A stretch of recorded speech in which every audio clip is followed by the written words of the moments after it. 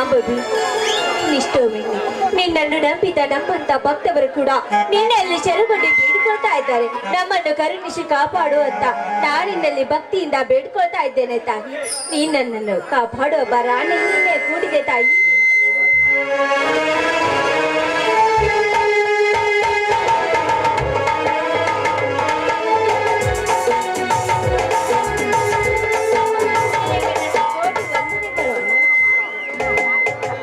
ಗಂಗಾ, ಕೃಷ್ಣಾ ನದಿಯ ಪವಿತ್ರ ನೀರಿನಿಂದ ಈ ತಾಯಿಯ ಶ್ರೀ ಚರಣ ಕಮಲ ತೊಳೆದು ಪೂಜಿಸಿ ಪುನೀತಳಾದೆಯಾ? ಹೌದು ಬನ್ನಿ ಸ್ವಾಮಿ, ಈ ತಾಯಿಯ ಪುನೀತ ಪೂಜೆಯನ್ನು ಮಾಡಿ ನಾನು ಪುನೀತಳಾಗಿದ್ದೇನೆ. ನೀವು ಕೂಡ ಆ ತಾಯಿಗೆ ನಮಸ್ಕರಿಸಿ ಪುಣ್ಯವಂತರಾಗಿ ಅಂತ ನಾನು ನಿಮ್ಮಲ್ಲಿ ಬೇಡ್ಕೊಳ್ತಾ ಇದ್ದೇನೆ. ಬನ್ನಿ, ಆ ತಾಯಿಗೆ ನಮಸ್ಕರಿಸಿ ನಾನು ನಿಮ್ಗೆ ಪ್ರಸಾದ ಕೊಡು.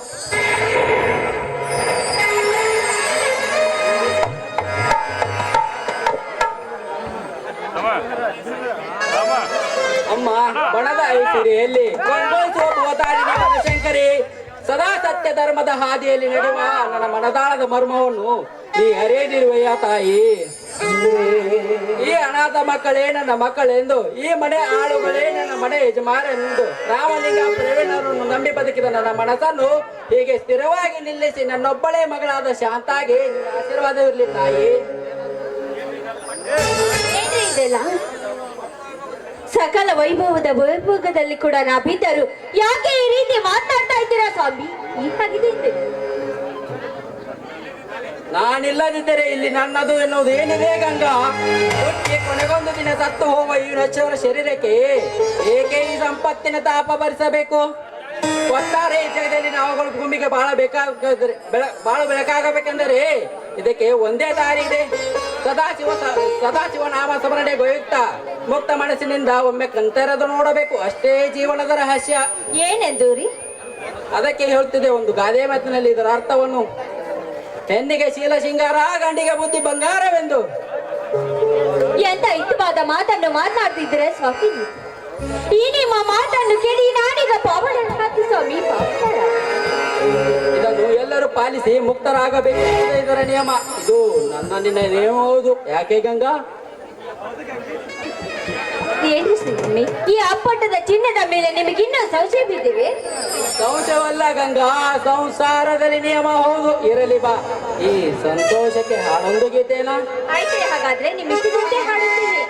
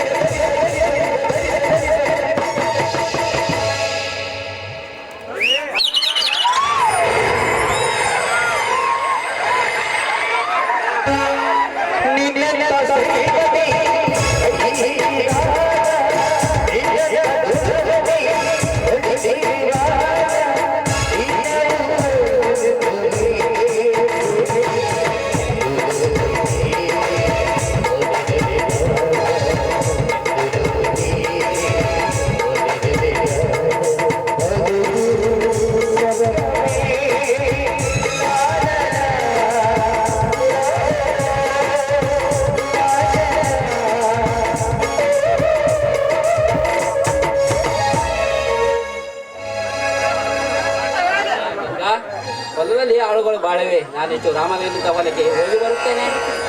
ಹಾಗಾದ್ರೆ ಹೋಗಿ ಬನ್ನಿ ಸ್ವಾಮಿ.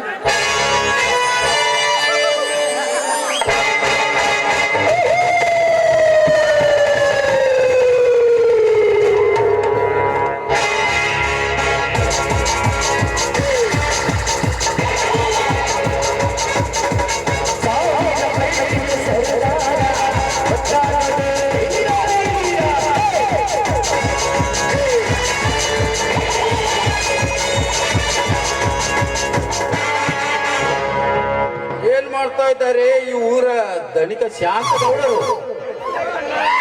ಓ ಏನಿಲ್ಲ ಬನ್ನಿ ಗೌಡ್ರಿ, ಬನ್ನಿ ಕುಳಿತುಕೊಳ್ಳಿ. ಅದೇನೋ ನಮ್ಮ ಮನೆಗೆ ಬಂಗಾರದ ಕನಿವೆ ಬಂದಂತಾಯ್ತು. ಸಂತೋಷ. ಅಂತದೇನಿಲ್ಲ ಗೌಡ್ರಿ, ಇಲ್ಲಿವರೆಗೆ ನಮ್ಮಿಬ್ಬರ ನಡು ಮಧ್ಯದಲ್ಲಿ ಉಂಟಾದ ಸಮಸ್ಯೆ ಬಗೆಹರಿಸಿಕೊಳ್ಳಲು ಬಂದಿರುವೆ. ಅಬ್ಬಾ ಇದೆಂತ ಮಾತು. ಗಂಗಾ ಒಳಗೆ ನಡಿ.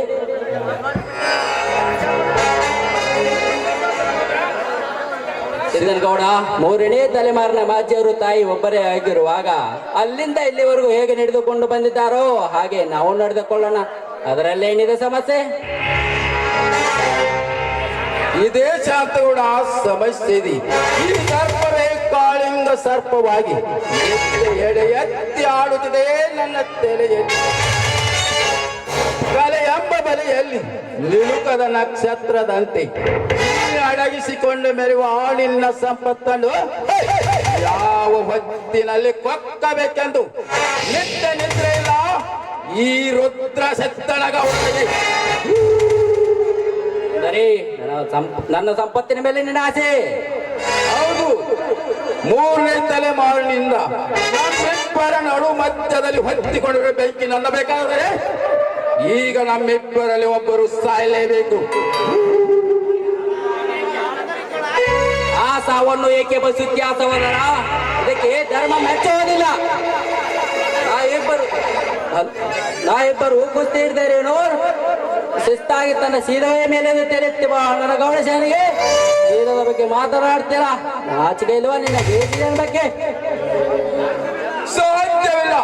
ಈ ಸಿದ್ದನಗೌಡ ತಾಳ್ಮೆ ಎಂಬುದನ್ನೇ ಕಳೆದುಕೊಂಡಿದ್ದಾನೆ. ನಿದ್ದನೆ ಮಾಡುವ ಕಪಟತನ, ವಂಚನೆ, ಮೋಸ, ನನ್ನ ಬೆಂಬಲಿಗರಿಗೆ ಚಾಡಿ ಹೇಳುವ ಪ್ರಚೋದನೆ, ಇವನ್ನೆಲ್ಲ ನೋಡಿ ನಾನು ಸೋಣಿಯನ್ನು ಕೊಳೆದುಕೊಂಡು ಸಾವಿನ ಮನೆಯಲ್ಲಿ ಸಾಹುಕಾರನಾಗಿ ಇರಬೇಕೆಂದಿದ್ದರೆ, ಮರ್ಯಾದೆಯಿಂದ ಗಂಡು ಮಕ್ಕಳಿಲ್ಲದ ನೀನು ಆ ನಿನ್ನಮ್ಮನ ಆಸ್ತಿಯ ಜೊತೆ ದಸ್ತುಪಾಲಿನ ಆಸ್ತಿಯೊಂದಿಗೆ ಈ ಎಲ್ಲ ನಿನ್ನ ಸಂಸ್ಥೆಯನ್ನು ನನಗೆ ಬಿಟ್ಟುಕೊಡು. ನಿನ್ನ ಒಬ್ಬಳೇ ಮಗಳನ್ನು ನನ್ನ ಸ್ವಂತ ಮಗಳಿಗಿಂತ ಹೆಚ್ಚಿಗೆ ನೋಡಿ ದೊಡ್ಡ ಸಾಹುಕಾರನಿಗೆ ಮದುವೆ ಮಾಡಿಕೊಡ್ತೀನಿ. ಇಲ್ಲದಿದ್ದರೆ ನಿನ್ನೆಲ್ಲ ಆಸ್ತಿಗೆ ಬೆಂಕಿ ಹಚ್ಚಿ ಅದರಲ್ಲಿ ನಿನ್ನನ್ನು ಸುಟ್ಟು ಹಾಕಿ ನಂತರ ನಿನ್ನ ಹೆಂಡತಿಯ ಶೀಲ ಜೊತೆ ಆಟ ಆಡ್ತೀನಿ. ಎಚ್ಚರವಾಗಿ ಯೋಚಿಸು. ಇಲ್ಲೂ ನುಡಿಯಿದ್ದೀರಿ ಇನ್ನೊಂದ ಕೆಟ್ಟ ಶಬ್ದವನ್ನ. ನೀ ಶಿಸ್ತಾಗಿರ್ತದ. ನೀ ಎಲ್ಲ ಆಸ್ತಿ ಪಡೆದರೇನು, ನಾವಿಬ್ಬರು ಕುಸ್ತಿ ಹಿಡಿದರೇನು? ಶಿಸ್ತಾಗಿ ತನ್ನ ಚೀಲವೇ ಮೇಲೆಂದು ತಲೆತ್ತಿ ಬಾಳೋ ನನ್ನ ಗೌಡ ಶಾರಿಗೆ ಚೀಲದ ಜೊತೆ ಮಾತನಾಡ್ತಿಲ್ಲ. ನಾಚಿಕೆಗಾಲ ನಿನ್ನ ಜನ್ಮಕ್ಕೆ. ಅದಕ್ಕೆ ಹೇಳುತ್ತಿದೆ, ಹೆಣ್ಣಿಗೆ ಚೀಲ ಸಿಂಗಾರ, ಗಂಡಿಗೆ ಬುದ್ಧಿ ಬಂಗಾರ ಎಂದು. ಅಂತ ಬಂಗಾರದ ಬುದ್ಧಿಯನ್ನು ಕಳೆದುಕೊಂಡು ಚೀಲದ ಬಗ್ಗೆ ಮಾತನಾಡ್ತಿಲ್ಲ. ನಾಚಿಕೆಲ್ಲ ನಿನ್ನ ಹೇಸಿ ಜನ್ಮಕ್ಕೆ. ನಾಚಿಕೆ ಎಂಬ ಮೂರಕ್ಷರದ ಮರ್ಮಣ ತಿಳಿದಿದ್ದರೆ ಈ ಕಾರ್ಯಕ್ಕೆ ಕೈ ಹಾಕುತ್ತಿರಲಿಲ್ಲ. ಗೌಡ, ಅವೆಲ್ಲ ಆಸ್ತಿಗೆ ಸಹಿ ಹಾಕುವುದಿಲ್ಲವೇ? ಹಾಕುವುದಿಲ್ಲ. ಸಹಿ ಹಾಕುವುದಿಲ್ಲವೇ? ಹಾಗಾದರೆ ತಾಳು, ಮೊದಲನೇ ಬಹುಮಾನ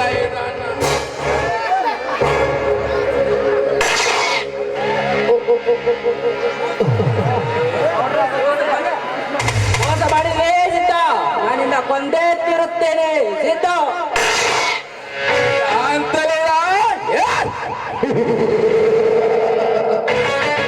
ನಾನು ನಿನ್ನ ಗುಂಡಿಗೆ ಬದ್ಧತೆಗೂ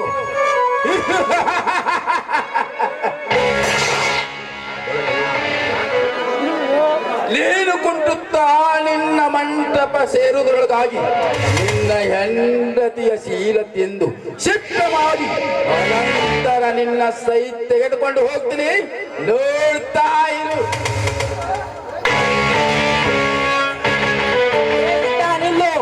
ಅಯ್ಯೋ ದೇವರೇ, ಎಲ್ಲ ಆಳುಗಳು ಹೊಲಕ್ಕೆ ಹೋಗಿವೆ. ನಾ ಏನು ಮಾಡಲಿ? ಮುರುಗೇಶ್ವರ ಕಾಪಾಡು ತಂದೆ, ಕಾಪಾಡು. ಸ್ವಾಮಿ, ಆ ನಿಜ ಶಾಂತಗೌಡನಿಗೆ ನೀವು ಹೆದರಬೇಕಾಗಿಲ್ಲ. ನೀವು ಸಮಾಧಾನ ಮಾಡಿಕೊಳ್ಳಿ ಸಾಕು. ಆ ರಾಕ್ಷಸನಿಗೆ ನಾನು ಕೈಯಾರನೆ ನನ್ನ ಕೈಯಲ್ಲಿದ್ದ ಕಾರ್ಪುಡಿಯನ್ನು ಅವನ ಕಣ್ಣಿಗೆ ಎರಚಿ ಓಡಿ ಬಂದೆ. ಸ್ವಾಮಿ, ನನ್ನ ಚೀಲವನ್ನು ಹಾಳು ಮಾಡ್ತಾ ಇದ್ದಾನೆ ಆ ರಾಕ್ಷಸ.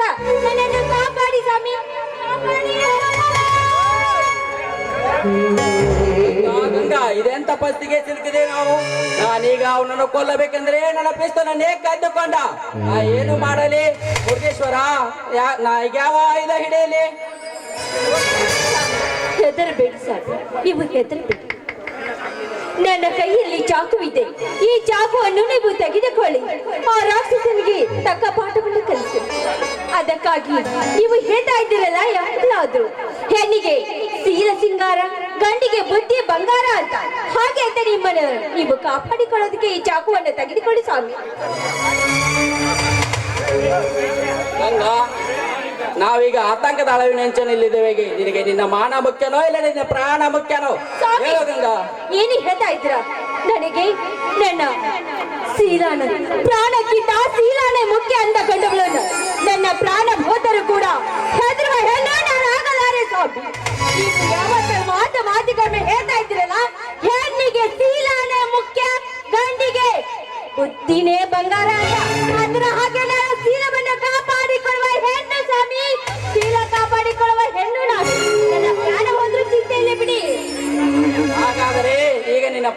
ಹೋದರೆ ನಿನ್ನ ಶೀಲ ಉಳಿಯುತ್ತದೆ, ನಿನ್ನ ಶೀಲ ಹೋದ ಮೇಲೆ ನಿನ್ನ ಪ್ರಾಣವು ಹೋಗುತ್ತದೆ. ಅದಕ್ಕಾಗಿ ಈ ಸುತ್ತ ಹತ್ತೂರಿನ ಸಾಹುಕಾರದ ಮನೆತನದ ಕೀರ್ತಿ ಉಳಿಯಬೇಕಾದರೆ, ಚಿರಕಾಲ ನಿನ್ನ ಹೆಸರು ಉಳಿಯಬೇಕಾದರೆ ನೀನು ಸಾಯಲೇಬೇಕು ಗಂಗಾ, ನೀನು ಸಾಯಲೇಬೇಕು. ಸ್ವಾಮಿ, ಹಾಗಾದ್ರೆ ನಿಮ್ಮ ಕೈಯಾರಿನೇ ನನ್ನನ್ನು ಕೊಂದು ಹಾಕಿ ಬಿಡುತ್ತೀರಾ ಸ್ವಾಮಿ? ಆಯ್ತು, ಹಾಗಾದ್ರೆ ನಿಮ್ಮ ಇಷ್ಟದಂತೆ ನಾನು ಸಂತೋಷದಿಂದ ನಾನು ಬಿಟ್ಟು ಬೇರೆ ದಾರಿನೇ ಇಲ್ಲ ಗಂಗಾ, ನನ್ನ ಕ್ಷಮಿಸು. ನಾನೀಗ ನಿನ್ನ ಪ್ರಾಣ ಉಳಿಸಬೇಕೆಂದರೆ ಆ ಸಿದ್ಧನಿಂದ ನಿನ್ನ ಚೀಲ ಉಳಿಯುತ್ತಿರ್ಲಿಲ್ಲ ಗಂಗಾ, ನಿನ್ನ ಚೀಲ ಉಳಿಯುತ್ತಿರ್ಲಿಲ್ಲ.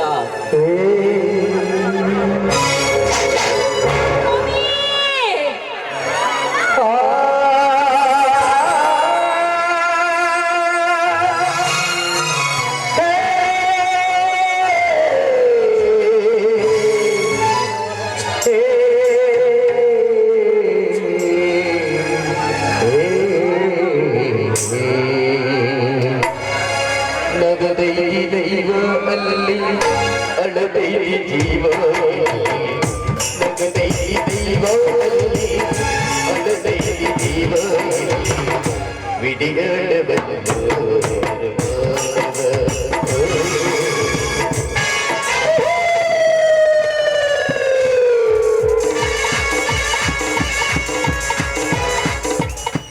ಎಲ್ಲ ನೀಚ ಗಂಗಾ ಎಲ್ಲಿರುವಿ?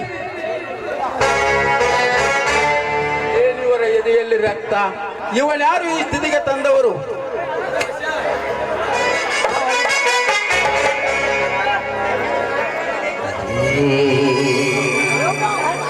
ಇದಕ್ಕೆಲ್ಲ ಕಾರಣ ನೀನಲೇ ಗೌಡ.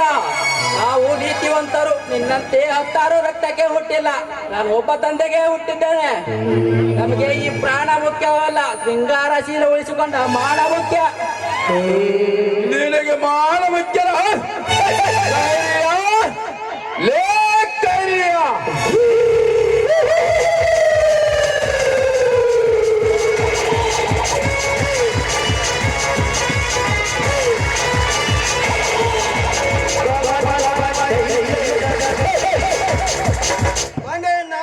ಅದೇನೆಂದು ಅಡ್ಡ ಮಾಡಿ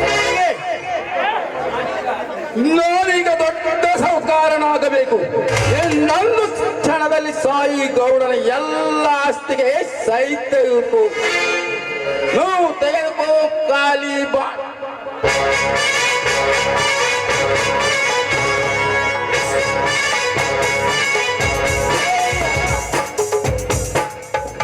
ಆಯ್ತಣ್ಣ ತಗೊಳ್ಳಿ.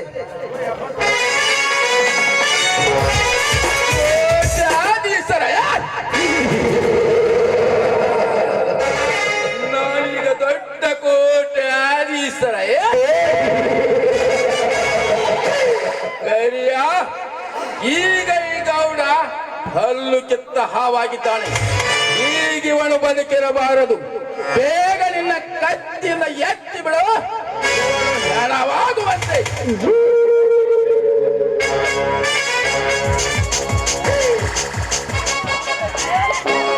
ಅವರಣ್ಣ ಅದೇನೆಂದು ಬೇಗ ಹೇಳು.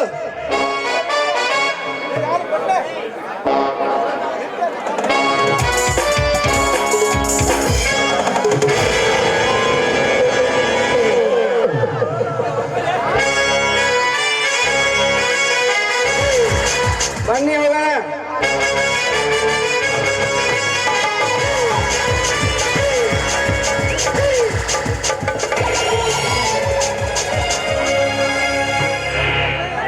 ಅಮ್ಮ ಶಾಂತ, ಮಗಳೇ ರಾಮಲಿಂಗ.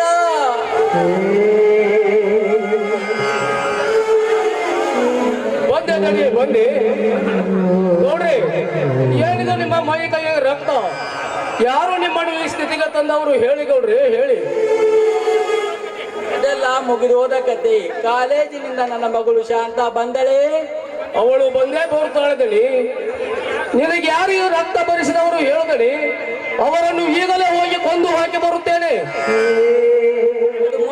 ಮುಂದೆ ನಿಮ್ಮಿಂದಲೇ ಆಗುತ್ತದೆ. ಧರ್ಮ ರಕ್ಷಿತೋ ರಕ್ಷಿತ, ಧರ್ಮ ಕಾಪಾಡುತ್ತಿದೆ. ಆದರೆ ನನ್ನದೊಂದು ಮಾತು ನೀವಿಬ್ಬರು ಪಾಲಿಸುವಿರಾ? ಅದೆಲ್ಲ ಮುಂದಿನದು. ಅದೆಲ್ಲ ಮುಂದಿನದು. ತೋರಿ ಈ ಪತ್ರವನ್ನ. ಇಲ್ಲಿವರೆಗೆ ನೀನು ನನ್ನ ಸ್ವಂತ ಮಗನಂತೆ ದುಡ್ದಿರುವೆ ಮತ್ತು ಈ ಅನಾಥ ಮಗನಾದ ಪ್ರವೀಣ್ಗೆ ಶಾಲೆ ಕಲಿಸಿದ್ದೇನೆ. ತಲಾ ನಿಮ್ಮಿಬ್ಬರಿಗೂ 10 ಎಕರೆ ಜಮೀನು ಬರ್ತಿದ್ದೇನೆ ತಗೊಳ್ರಿ. ಆದ್ರೆ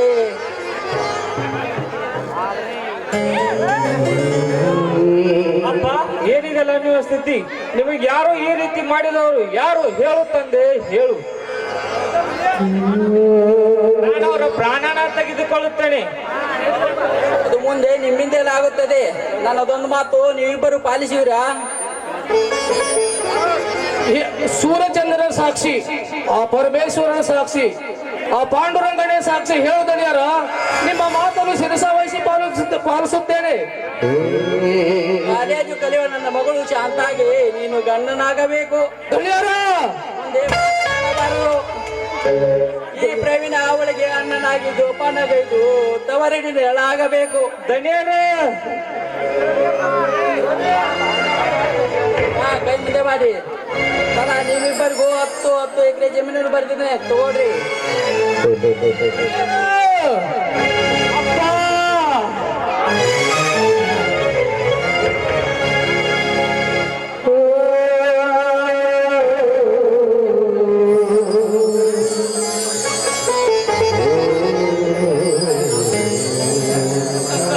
ದಣಿಯರ